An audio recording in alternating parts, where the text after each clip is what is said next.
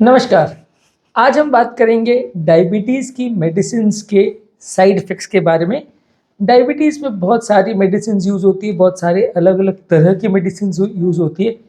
Common जो medicines use होती हैं, उनके इम्पोर्टेंट साइड इफ़ेक्ट्स क्या हैं, इसके बारे में डिस्कस करेंगे।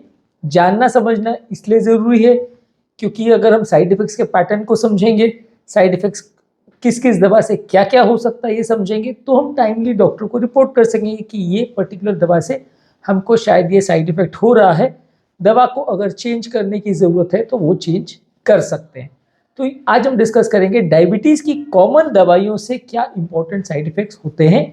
टॉपिक पर जाने से पहले जो लोग हमारे चैनल पर नए हैं, उन्हें रिक्वेस्ट करूँगा कि चैनल को सब्सक्राइब करें, वीडियोज़ को लाइक और शेयर करें। डायबिटीज़ की कॉमन दवाइयों में metformin, sulfonylureas, meglitinides, thiazolidinediones, DPP-4 inhibitors, GLP-1 antagonist, SGLT2 inhibitors और इंसुलिन, ये कॉमन दवाइयाँ हैं। अब इनके बारे में डिस्कस करेंगे कि इनमें से कौन-कौन सी दवाइयों से क्या साइड इफ़ेक्ट्स हो सकते हैं। सबसे कॉमन दवा है मेटफॉर्मिन। मेटफॉर्मिन डायबिटीज़ के लिए यूज़ होने वाली सबसे कॉमन दवा है, जो कि ज़्यादातर पेशेंट्स में एटलीस्ट 90-95% पेशेंट्स, इवन जो इंसुलिन पर भी होते हैं उसमें भी होती है। ज़्यादातर इसका फंक्शन पोस्ट प्रैंडियल या खाने के बाद वाले जो शुगर लेवल्स है उसको कंट्रोल करने के लिए यूज़ होता है। ज़्यादातर ये दवाओं के साथ कई हार्ट रिलेटेड या माइक्रोवैस्कुलर कॉम्प्लिकेशंस को भी कम होते देखा गया है, इसलिए ये माना जाता है कि ये दवा सबको देनी चाहिए। इसके कॉमन साइड इफ़ेक्ट्स में मेटफॉर्मिन में नौजिया यानी उल्टी जैसा लगना, वॉमिटिंग यानी एक्चुअली उल्टी हो जाना, डायरिया यानी लूज मोशन या पेट का खराब होना, यानी पेट रिलेटेड प्रॉब्लम्स या गैस्ट्रोइंटेस्टाइनल इश्यूज ज़्यादातर मेटफॉर्मिन रिलेटेड होते हैं। काफ़ी पेशेंट्स हमारे पास आते हैं कि उनका पेट खराब हो रहा है खाना या दवाई खाने के बाद, तो ये मेटफॉर्मिन का कॉमन साइड इफेक्ट है।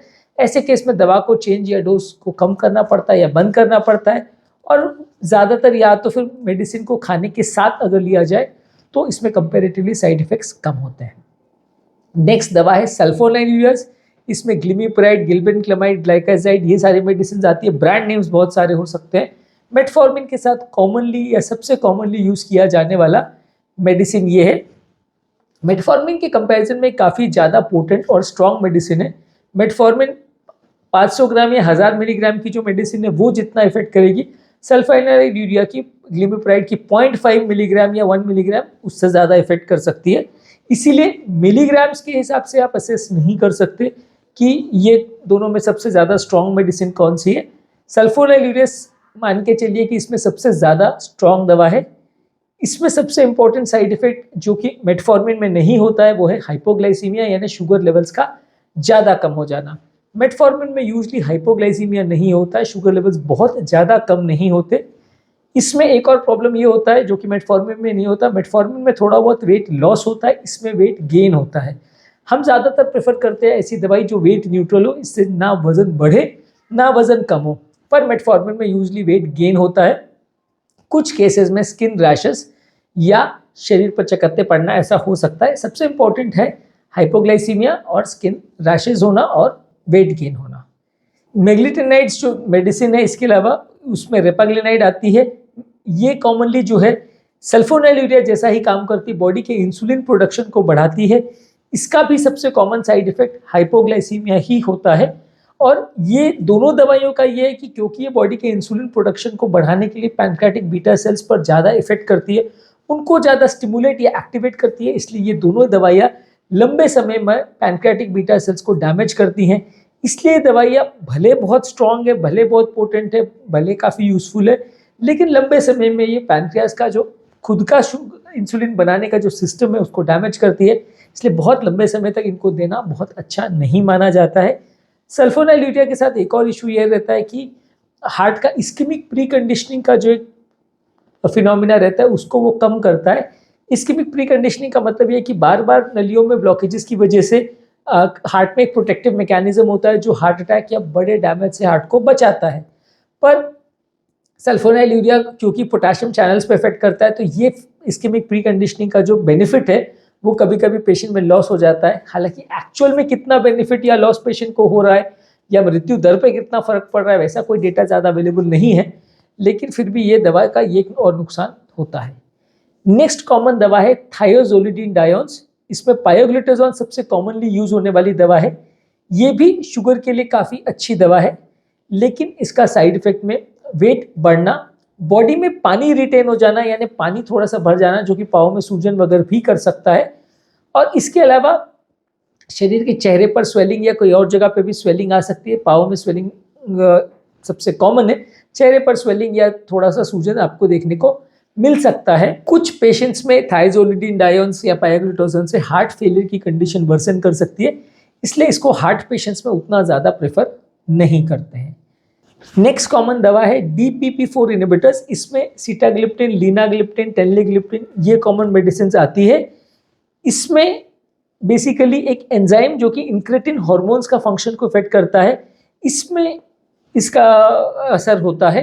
ये basically upper respiratory tract infections यानी कि खांसी बुखार या इस तरह की जो इन्फेक्शंस ऊपर के रेस्पिरेटरी ट्रैक्ट में होते हैं, श्वास नली में होते हैं, सर्दी जुकाम वगैरह, वैसा होने का चांस इससे थोड़ा बढ़ सकता है। कुछ पेशेंट्स को इससे हेडेक हो सकता है, तो ये इसके कॉमन साइड इफेक्ट है।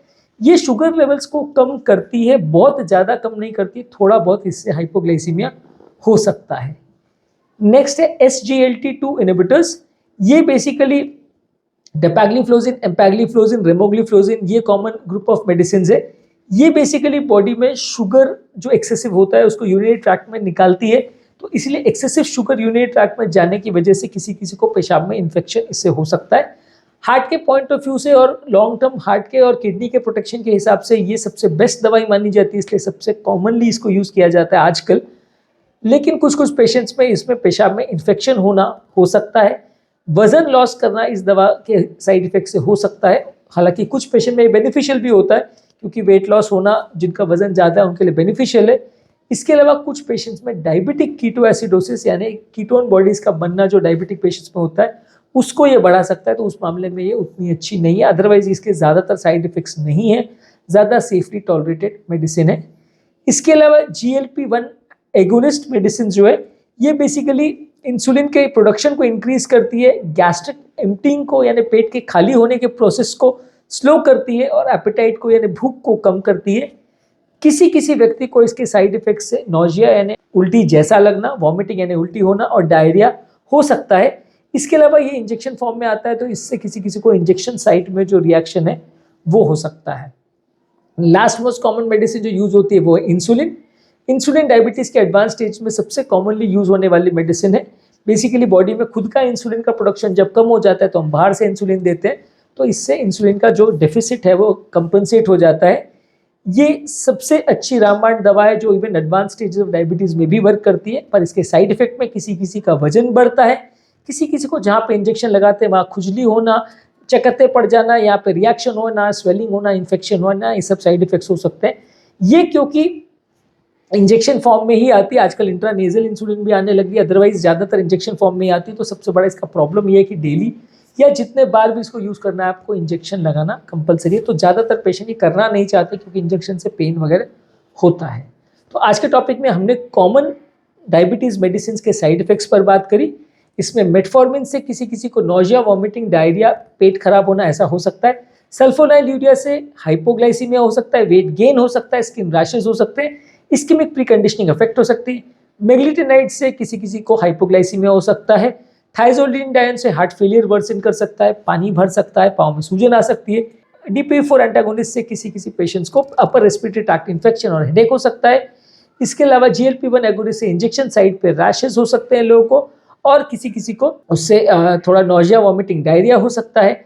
SGLT2 इनहिबिटर से थोड़ा पेशाब ज़्यादा होना, पेशाब में इन्फेक्शन होना, डिहाइड्रेशन होना, और किसी किसी को थोड़ा डायबिटिक कीटोएसिडोसिस का रिस्क बढ़ सकता है।